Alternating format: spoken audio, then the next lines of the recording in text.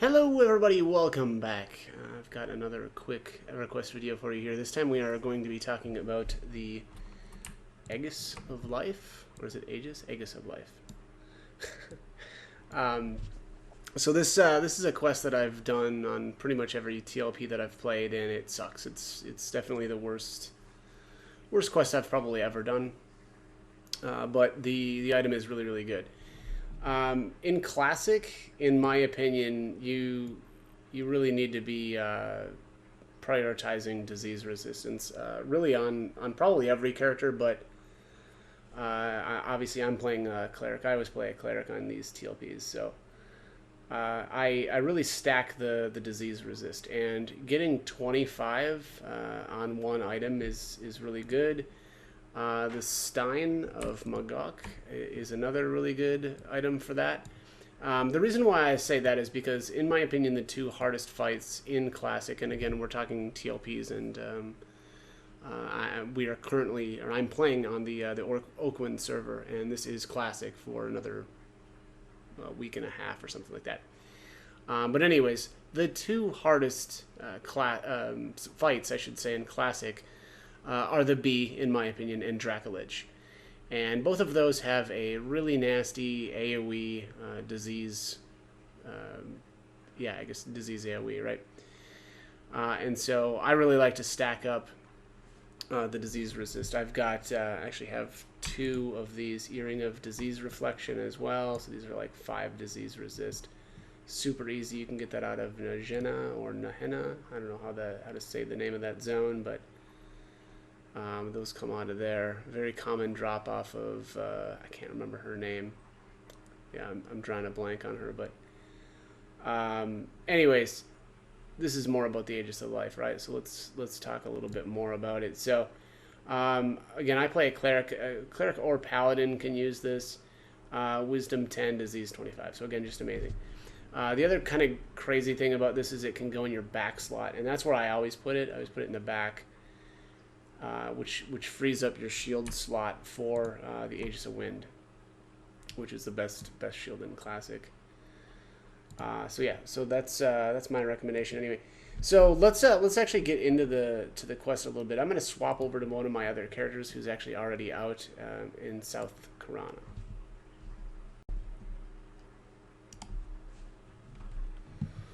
Okay, so to actually get this item, you need 2 drops out here in the southern plains of Karana. It's called Lord Grimrot. That's the guy that you're looking for. The reason why this quest sucks so badly, though, is because you actually need you need 2 versions of him. There's a live version that spawns during the day, and there is an undead version that spawns during the night. Now, the placeholder is dead right now. I don't know. This guy might be this person might be farming them. Although I don't know. That's a weird spot to sit when you're farming this. But anyways, the placeholder spawns right here, where my pointer is at. I don't know if we can actually. I'm not sure if I can see that in the video. But anyway, I'll stand here. So it spawns right here, right where I'm standing right now. You can tell there's always a putrid skeleton here, and then there's one over here. There's putrid skeletons all over the place here. But anyways, so if you can identify this area here, oh, this guy's like auto farming, cute. Yeah, with his pet. But anyway, yeah, that's what I'm guessing he's doing. He's got a macro set up to just target putrids. Anyways, the putrid will be standing, and that's odd, right? So you can, if you take a look around here, you can see these are all skeletons, and all the skeletons are standing up, but then it's the putrids that are down on or that are basically laying down. Yeah, like this guy here, you can see, right? He's just kind of chilling on the ground. But yeah, anyways, he's standing here. He'll be standing right here. The placeholder will be standing right here, and it'll always hold a rusty bastard sword. That will be the placeholder, and that's how you will know that that's the placeholder. The problem with this quest, again, is twofold. The placeholder is on a 2.5 hour respawn timer with a 20-minute window, meaning that when you kill him or kill it, it will spawn between 2.5 hours and 2 hours and 50 minutes. So again, you've got that 20-minute window there where he can be a little bit late, but that also that also kind of prevents or presents, I should say, a bit of a challenge in when you actually get your first item. You need to be careful about when you kill the placeholder, right? So let's just say you haven't got either of the enemy or either of the items. So basically, the live version has a pestilence scythe. It will be marked with the quest tag because he'll, I think, always drop an additional scythe. So the live version will always drop 2 scythes. One will be tagged as a quest. One will just be a regular scythe, and you can do whatever you want with that, sell it or whatever. The undead version, though, drops a heart. It's like the decaying heart, and then a scythe as well. So the undead is a little bit easier to kind of figure out which item you need. But again, just keep in mind that the correct scythe is the one that's tagged with the quest tag.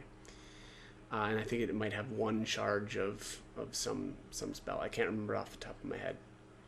But anyway, so let's just say you don't have either of your 2 items. Well, it doesn't matter what time you kill the placeholder, right? It doesn't matter because you can just get either one because you still need to get your first one. The challenge is when you get your first kill. So let's just say you do as I did, and I ended up getting the live version first, right? So some placeholder spawn during the daylight hours, which is 6 a.m. to 6 p.m. Those are considered the daytime hours. And then 6 p.m. to 6 a.m., that window is the nighttime spawn, right? So let's just say you get it during the day. Well, the problem is now you need to specifically get the undead version to spawn. Now, really all you need to do is use the time command, so it's backslash time, and that'll tell you what time of the day it is in game. So like right now, I just hit time, and it says 10 p.m. So if Grimrot were to spawn right now, Grimrot would spawn the undead version, right? Because again, it's technically nighttime right now. The trick though, again, and I'll use my example here of me getting the live version. You've got a window where you'll want to kill the placeholders. Ideally, what you want to do is kill that placeholder at 4 p.m. game time. Because when you kill at 4 p.m. game time, 2.5 hours of game time after that will be, 2.5 hours of real life time.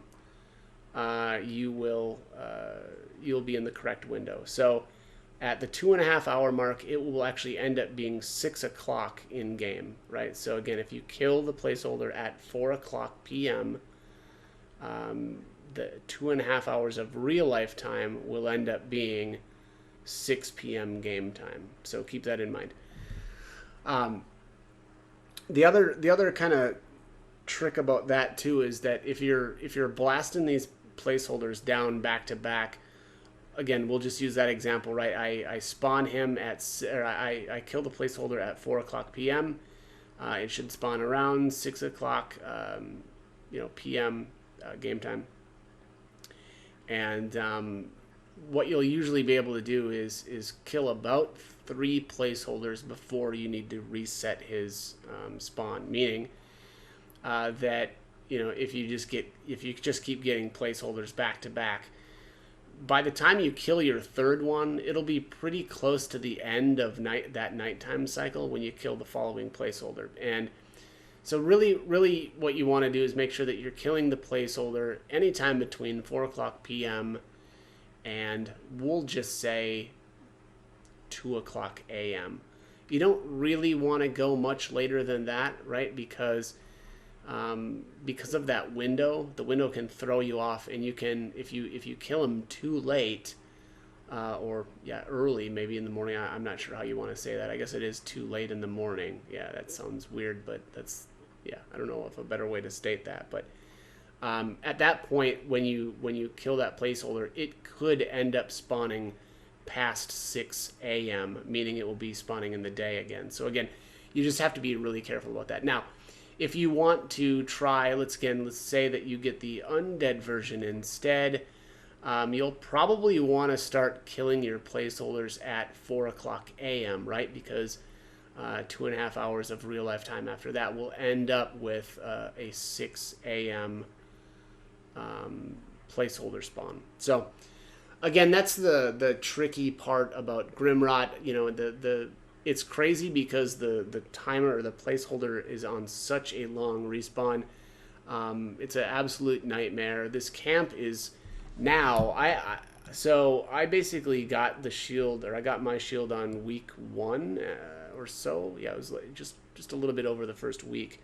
Basically, I hit 50 and I came out here right away. It took me, and I'm not kidding, 3 straight days of farming this thing, which sounds like a lot, but on Agnar, when I farmed this thing, it took me a full week. So it was a little bit easier this time around, but still, it was brutal.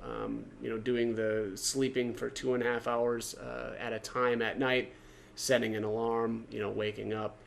You know, this quest is just not for, it's not for everybody, and it can be a real pain. But 25 disease resist on that back slot is insane. So there also is a faction component, and we'll go over that next. It's actually very easy, so that is why I kind of left it for last.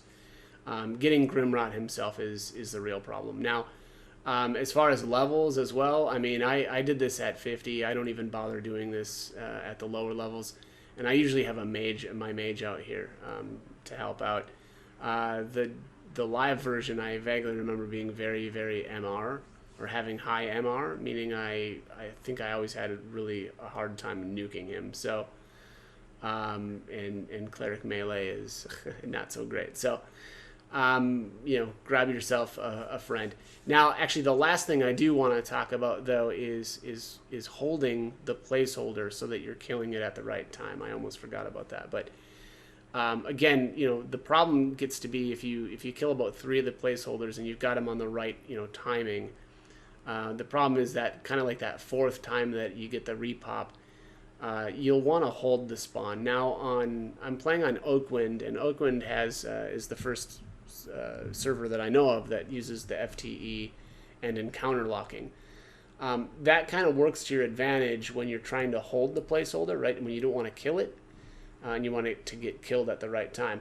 The problem that I came across was that if I just let the putrid skeleton beat on me, it eventually became unlocked. And I'm not really sure why. I know there's some goofiness with, well, I mean, you can unlock targets by healing people so that you can attack them, but that wasn't something that happened. I think there might be, and I'm it's kind of funny. I'm like a month into or a month and a half or so into this, and I'm not 100% sure, but it seems to be that there's maybe like a timing to this stuff too, where if you just let the mob beat on you for too long, it'll actually unlock. So ideally, what you do is you charm the placeholder and just hold the placeholder until, again, in my instance, it was till 4 o'clock p.m.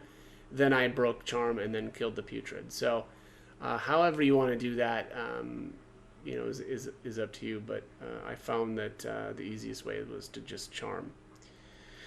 So, all right, the next thing that we'll talk about here is the faction for this, which again I think is very easy. Okay, so for the faction, again, this is really easy. What you really want to do here is create a character. We'll make and always make a human wizard. Where is there's wizard. And you'll want to do, I think Rodsid is fine.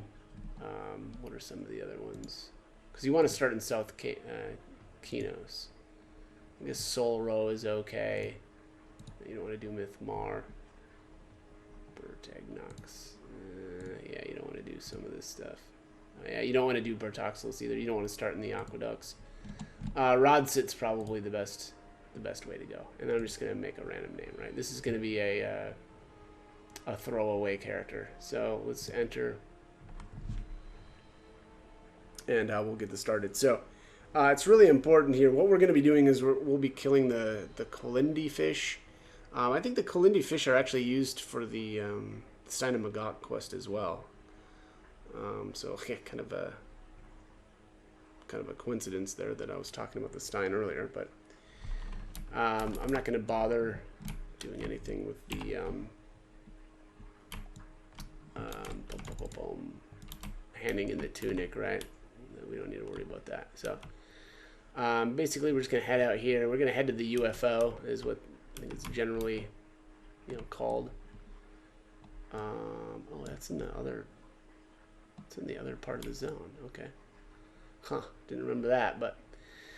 All right, so we've got a little bit of a journey ahead of us. It's probably not a bad idea to actually use the soul binder. Did I pass him already? I did. Shoot. Okay, let's go back. Let's hit the soul binder. Now, this is actually really easy if you've got 2 accounts, or if you've got a friend that can do this for you. If you've got your cleric here in Kinos, you can just, form a group with your friend. Have your friend make the wizard, right? Have your friend make the level 1 wizard, and then that way you can just loot the fish on your cleric. But if you're just doing this with by yourself, or you've only got 1 account or whatever, we can just do it this way. It'll be a little bit more time consuming and annoying, but honestly, you really do want to have a second account for this. But or again, at the very least, a friend that'll help you out. But all right, so let's head into North Kanos. Reason why I soulbound there was if I have to, put this fish into the shared slot. Again, this would be insanely slow to do it this way, but if you just don't have any other options, then you kind of got to do what you got to do. So, all right, we're close. We're getting there. Oh, went the wrong way. Here we are. All right, Eric Runkin. I think that's the guy that we're going to be handing the fish to. But basically, so there's the UFO, and what you want to do here is just jump in the water and find these Kalindils. These are little fishies in the water here. Hopefully, I can just like nuke them down and I don't get resisted and I don't get attacked, because you got to be careful. If Eric sees you, he'll kill you. And of course this thing didn't drop right away, so I have to find another one. Sometimes that happens where you just don't get the item that you actually need. Let's sit here too. Make sure I've got enough mana. I hate this. I should have messed with my layout a little bit, but that's alright. This is just going to be a thrown away character anyway. Alright, mana's looking better. Yeah, usually I only get like 1 or 2 nukes, and then that's it. Yeah, it's probably 2 nukes at level 1. Oops, I just used the wrong spell. All right, let's sit. I usually always have my sit as number 3, and it defaults apparently to the shielding spell. All right, where's this guy at? Again, we got to really be watching for that Runkin fella, because if he spots you nuking fish, you're dead. And also the faction hit, you can see this is absolutely nasty. Priests of Life is the faction that you need, and killing the fish destroys your faction. So again, you don't want to do this on anybody that you care about faction on with the Priests of Life, especially the cleric that you're cleric or paladin that you're trying to do the Shield of Life quest on. But uh-oh, did it get? Oh, wow, it didn't drop again.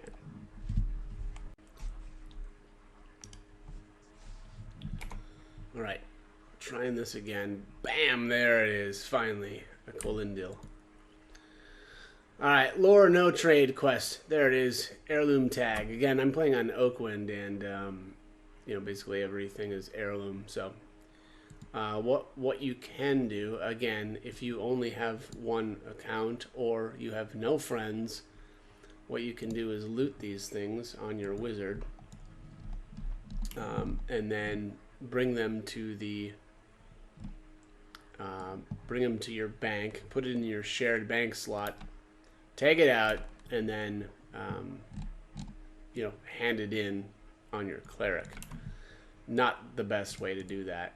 It's going to be very, very time consuming, and it's going to suck. Otherwise, you could leave the fish on the corpse, log out, and this might actually be faster. And there usually isn't anybody around here. Every once in a while, you'll see somebody doing like a, I don't know, quest for the Stein or whatever. But what you can do then is just leave the fish on the corpse, which is kind of funny, right? And then log your cleric in, loot the fish, and then hand it in. What you want to do here is hand it in to Eric Runkin. So let's do that. I'll just show you. Again, you know, you can heirloom this thing, put it in your shared slot, or do it this way. The problem also with this is I think they're lore, so you can't like load up your shared bank with this. Oh shoot! Just fell off the edge. Get out of there. All right. Let's see if he'll take it. He might not even take it. Yeah, he didn't. All right. So because my faction got nuked so bad by killing just a few of these fish, I'm already dubious. I can't even hand this in anymore. So let's just nuke this guy, and I'll just show you here. This is why we go back to the. Or this is why you soulbind right outside the bank, is for instances like this. And again, this would be insanely slow to do it this way. Just, you know, make sure you've got a friend that'll kill the fish on a level 1 for you, and you can pick them up on your cleric, and then that way they can just sit in the pool and regen their mana. So let's just show you this. Right, so I've got the fish now in the bank. Let's camp out. I'll bring in the cleric, or a cleric. I'll make a brand new cleric. Might as well make him like Rodsid or whatever, right? Actually, I'm not sure if the humans, I'm not sure what their deities can be. We'll see. I never make human clerics, but well, until the server came around anyway. Normally I just do a high elf, but I'm thinking about doing some crafting, and I want to try out the human smith, so that's the plan anyway. We'll see if that pans out. We're like just a little bit more than a week away from Kunark, so I'm about to have, you know, no time to do anything. So all right, let's create a new character again. We'll just simulate a cleric. Let's see, here's cleric. Okay, so I guess Karana is south Kanos. Let's see, is Rodsid? Yeah, Rodsid is north. Oh, perfect. Yeah, this should start out. This should start out at the UFO. The only problem is here I'm still gonna have to run to the bank, right, and grab that fish out of there. But yeah, we'll do that in a second here. I probably could cut this stuff out, but I don't know. We'll see. Yeah, so here's the UFO. The actual quest giver is, I think it's Cameland. Yeah, I think this is the guy. Let's see here. I am here to, is it protect life? Nah, guess not. I'll see what the, I'm gonna have to recheck the keyword or the key phrase for actually doing the quest. Basically, I think you have to be like amiable to actually complete the quest. And the best way to figure out if you've got enough, you know, faction is to actually use the kind of like the key phrase. There we are. This actually wasn't that far from the zone line.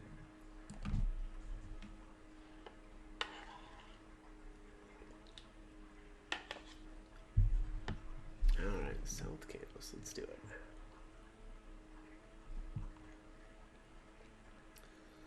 Yeah, this would be the problem is you're gonna have to hand in a lot of these fish, and so this is just not really a viable option. I mean, well, it technically is, but it's not going to be very fun. At the very least, just logging out and logging back in, right? So like if you make a level 1 wizard on your account, log it out and then log it back in. That even that is going to be a lot faster than messing around with the bank and shared storage. It's just that on Oakwind you do have a unique opportunity to actually do that, right? Like normally these fish, because they're no, they wouldn't be, you wouldn't be able to put them in your shared slot, or shared bank, but here on this, server you can. So again, it does present some really interesting, like quest specifically options. So like the Tash quest now is actually very, very easy on this server. You just create level 1s, because basically the coin, you're looking for like 10 coins in all of the cities, and so it's just easier to make a level 1 character. Go grab the coin, put it in your shared slot, and then and rinse and repeat until you've got all 10 coins. It's just that again, in this case, this would take way too long. It wouldn't be so bad if these fish weren't lore, right? Like you could load up on the fish, put them in your shared slot or your shared bank, and then just pull them out on your cleric and then hand them all in. But just not an option, being that they're lore. So anyways, all right, let's find Mr. Runkin here again. There he is, and boom, there you are. So 100 faction with Priests of Life. Now Priests of Life, you'll notice out there when you're actually camping Grimrot, the putrid skeletons, when you kill them, will give you like +1 to Priests of Life. And like, great if you want to like collect bone chips or whatever, go ahead and do that. But I didn't even bother this time around. All I did was kill my placeholder and kind of went AFK or slept for my 2 hours after that. But again, you can see here we're getting 100 with Priests of Life again, and you need to be like amiable. So let's see here. Let's find Priests of Life in this. This is really nifty too. You can click the faction now. I don't know when that was added, but it is really nice, because then you can scroll through and check all of your different faction, or your faction standings, right, with all these different, with all the factions. What is it? Priests of Life. Priests of Life. Here, so we're amiable on this character. Now, if you're like a dark elf, you're not going to start out amiable. You're going to be really low, but again, it just means you need to hand in more fish. So I'm probably gonna have to. Let's try to figure out what this phrase is. Okay, so I had to relook up the phrase here. I was just a little bit off here. I came here to defend life. So here he says, the Temple of Life smiles upon you, friend, but such a delicate matter can only be entrusted to our most loyal members. He'll tell you that when your faction isn't high enough. Now, if he doesn't, if he tells you about Lord Grimrod in the quest, then you're good to go. You know that you're okay. I actually think that I did this. I think I might have done it at Ally. It's so fast. The fish, again, if you've got another account anyway. Basically, again, you just set up a group. Make sure that you don't assist the wizard, kill the fish with the wizard, and then master loot it to your cleric. Again, that's the fastest way to do this. And then you just hand it into Eric Runkin. I don't really remember how many it took me, but I was a high elf, which you start out with okay faction, but with these guys, certainly I believe higher than at least like a dark elf. But yeah, so anyways, that's one of the other things too. Let's just say you are a dark elf, right? You may end up starting like dubious to these guys. What you'll want to do then is put the fish in the window with Eric Runkin, and you'll actually need to invis yourself, or I'm sorry, have somebody else cast invis on you, right, or make your character invisible. That way you'll be indifferent to Eric Runkin, and you'll be able to hand it in. So, again, some kind of tricks with faction, and handing those items in. So. That's pretty much it, though. That's the quest. Really, the hardest part is getting him to spawn. It's just such a nightmare. I really wish that they would have reduced the spawn timer a little bit more. I think originally he was on an even longer spawn time, but on these TLPs, it's 2.5 hours again with that 20-minute window. The other thing is, now on this TLP, we're already almost at Kunark. And unfortunately, I think the Aegis of Life, drops in value during Kunark. If you're still in a guild that's doing Sky throughout Kunark, then great. It'll still be useful for you. And actually Draculich as well. Again, I don't know. I don't know how many guilds will end up doing that, right? Like rating still both Sky and Draco, but either way, those are the two, again, in my opinion, hardest fights in Classic. And so, if you continue to do those, then the Aegis of Life will hold some value for you. But great item, horrible quest. But again, I've always done it, and all these TLPs. So that's it, though. That's the Shield of Life. So I'm sorry, Aegis of Life. But that is going to be it for this one. So as always, I hope the guide was helpful, and thanks for watching.